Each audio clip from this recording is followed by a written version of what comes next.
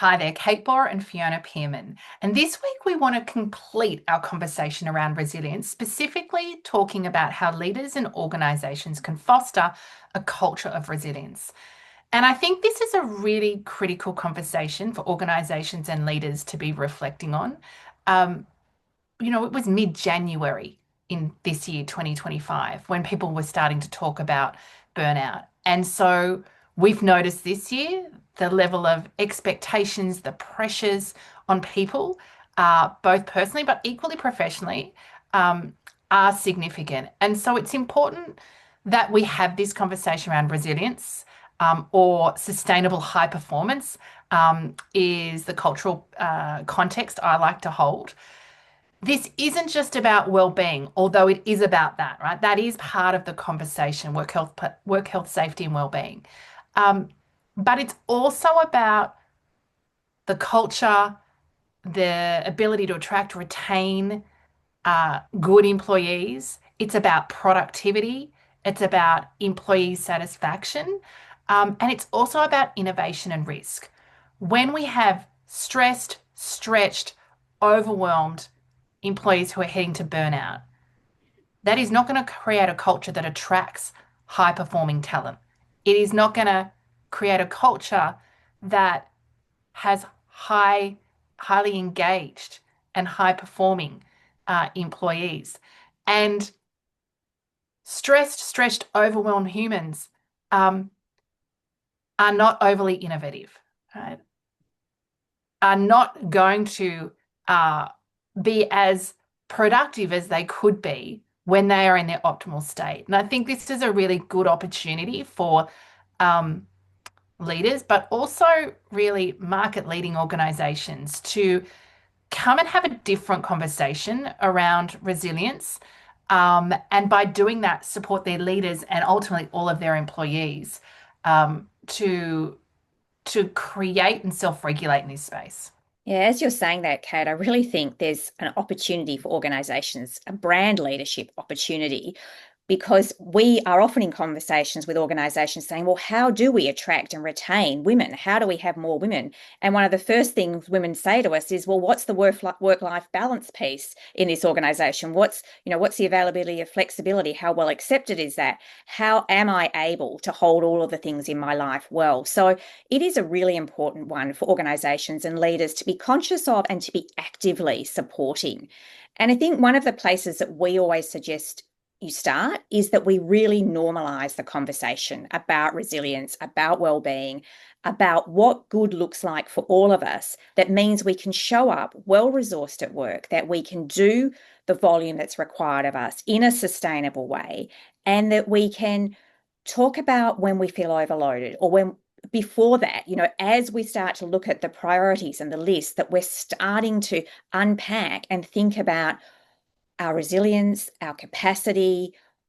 It's not just a personal issue, it's a team issue. And so the more we normalize this and we start to talk about it and we bring it to everyone's consciousness, the more likely we are to create cadences, structures, and rhythms that are going to be more helpful to people and give them clear guidance about what's most important and perhaps what's less important. And I think things like Are You OK Day can be quite good for reminding us that this matters and we should have it as an important piece that we're continually referencing and talking about. Yeah, I think organizations have a responsibility here, and we really love to encourage self-regulation, right? And self-responsibility in this space. I think it's important that we support individuals to have their own resilience strategies. And we want our team members coming to us and saying, hey, the team is stretched. We are not going to be able to deliver on those deadlines, to be proactive so that we can engage in good, courageous conversations around prioritizing, negotiating deadlines, all of those sorts of things. But we don't want to be taking responsibility. Right? And this is where, as leaders, we might need to coach. But we have to start helping our team members identify when maybe there are signs of burnout early. We want that early so that you can have those good conversations weeks out from deadlines, not day of deadlines. And we want to be able to resource people, right? To be able to have those conversations.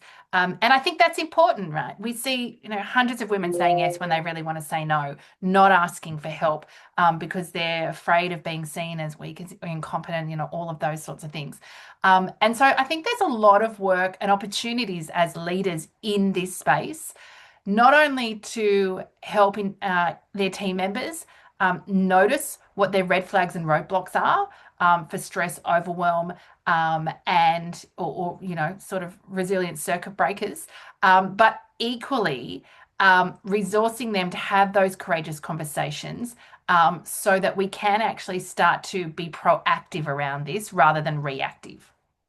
Yeah, I think the more that our managers, people with responsibility in the organization can be conscious of this, and they can initiate conversations. They can start to look for triggers. They know some of the go-to strategies. They know some of the ways of holding this well. We're going to be better as an organization around creating a more resilient culture. We're going to prioritize it, and we're going to say it's important, but we're actually going to have really meaningful ways of doing that rather than lip service, which is often what the kind of self-care pieces can feel like. So it does need to be structural. It needs to be part of the fabric of how we do things. And I think, again, there is ways in which potentially we're currently undermining that by doing things like rewarding heroes, people who are doing far too much work, far too many hours. If they're held up as the pinnacle, if they're seen as the kind of, this is the ideal employee, well, that says to everybody else, well, I just can't do that. And so it becomes a really undermining piece for people's sense of what's possible. And it means that we're being unrealistic. We want people to be doing what's possible. We want to resource them so they know how to set boundaries, how to ask for what's important to them, and to speak up early. And so that hero culture can really be a backward step for many of us. And I think this is why thinking about your whole system and your whole organization, what's the support that's in place? What are the policies? What are the ways in which we allocate workloads? How much flexibility do we really offer? And what does that look like, and how does it support people? All of these things, if we're in good conversations and we are sharing what matters, we are far more likely to be fostering a sense that this resilience piece matters and we're going to help you do this well. Yeah, I think the easy things to do to support work health, safety, well-being, resilience are the ticker box things. Right? It's the supporting Are You OK Day. It's the once a week yoga classes, all of those sorts of things. The harder thing is to actually look at, what are our strategies and goals for the year, and what resources and capacity does our teams have, and is that realistic? And then at a more micro level, digging into those courageous conversations, like having conversations with our team each week and go, from a workload perspective, where are you at, right? Are you at a place where you feel like it's manageable? Are you feeling stretched, or are you feeling out of control and overwhelmed? Right. And even just that very good conversation at a team level or at a direct report level allows us to at least engage in conversation around the drivers, right? The drivers of the stress, the overwhelm. Yes, we want to resource people to be able to navigate the world that they're operating in personally and professionally. And I think that's an important context for organizations. But equally, we need to be engaging in some of the conversations around potentially what is driving in many organizations the unsustainable requirement to do excessive hours or excessive workloads. And that's, I would suggest, a harder conversation to have, and one that we don't see a lot of organizations or leaders engaging in. It's one that we're encouraging the participants of the Acts of Confidence program to lean into if they're in a really tough dynamic like this. And I think the final one is really modeling from the top. Leaders demonstrating boundaries, saying no resetting deadlines, advocating for their team with their stakeholders further up the chain. We were at a session yesterday and we had a great example of a leader, a senior exec who was opening the session but was late.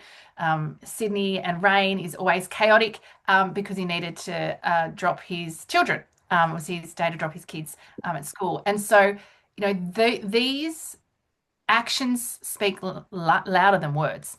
And so when leaders, especially senior leaders, are modeling good boundaries, when they're asking for help, when they're putting up their hand and going, hey, I need a day off. I feel like I'm just, and I need to recharge, I need to reset.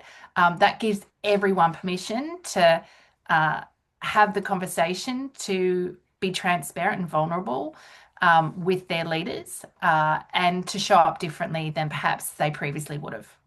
Yeah, I think we see such incredible power when women leaders, managers come through our program. They talk about, I'm going to take this back to my team. I'm going to coach my team about this. I know I've got someone who is overdoing it or tends to be perfectionistic or doesn't call it out early. And it's so powerful when leaders know themselves and know what to do, and then they're sharing that forward. And we see that time and time again with people who have been resourced and really understand this well. We're going to leave it there. If you've enjoyed today's confidence conversation, or you know of someone in your network who would benefit from it, we'd love you to share it with them or tag them. And look, to go deeper with this and to learn more, we've got hundreds of videos on our Core Confidence YouTube channel. You can subscribe to that, see this whole series and many others there. And we've also got our AOC alumni, Acts of Confidence alumni, sharing the stories of how they've been impacted quite a lot, talk about this very topic of burnout and resilience. And when you're ready to go deeper with your relationship with Core Confidence, visit our website, coreconfidence.com.au.